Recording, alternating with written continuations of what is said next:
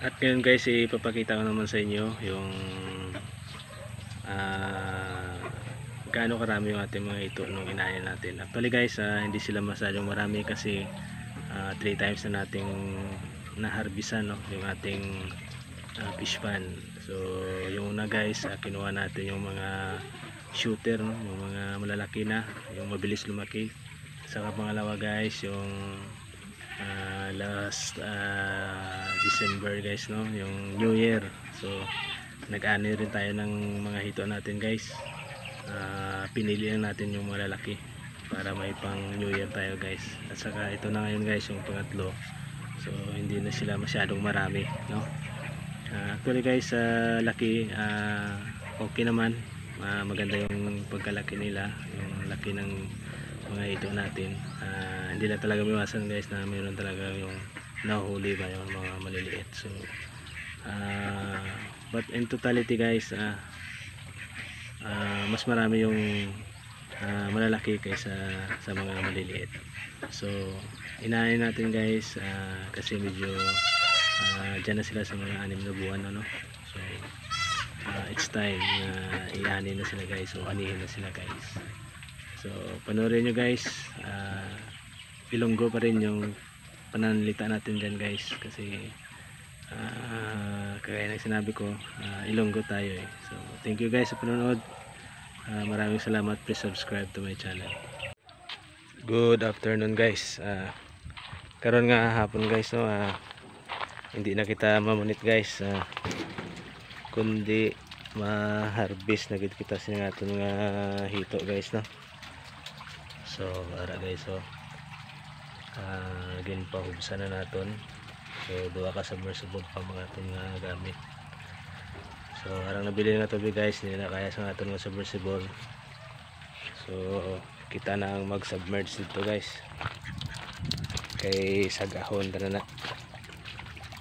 Yan, pwede kalipay sa aton ng mga bato guys, kaya na tubigan ng ilang area.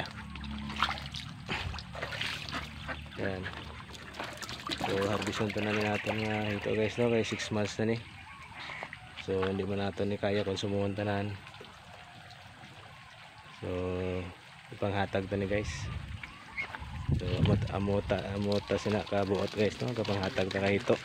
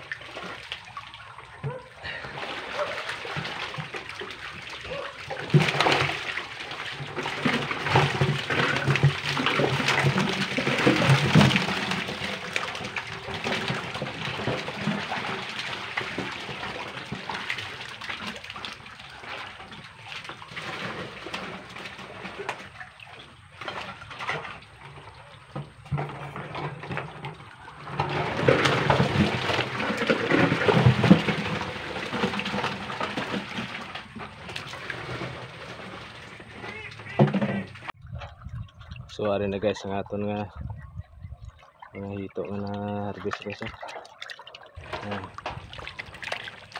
So isa kalabador lang, no. So dugay-dugay lang si panghatag tanan ni guys. Yan.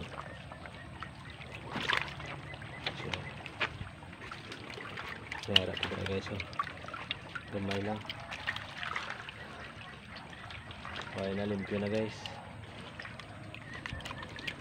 Yan, amo na nga ako nga piskan guys. So ano nga tawag nga recirculating aquaculture system guys no. Pero wala na siya nag-function kay nag-testing ito sa hito.